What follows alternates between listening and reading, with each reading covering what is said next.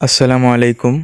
বাংলাদেশের সকল সামরিক, বেসামরিক ও আধা সামরিক বাহিনীর প্রধানের নামের তালিকা একনজরে দেখা যাক।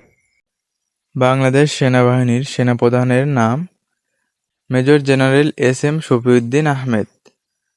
বাংলাদেশ নৌবাহিনীর নৌপ্রধানের নাম অ্যাডমিরাল মোহাম্মদ নাজমুল হাসান। বাংলাদেশ বিমান বাহিনীর প্রধানের নাম air chief marshal Sheikh Abdul Hannan.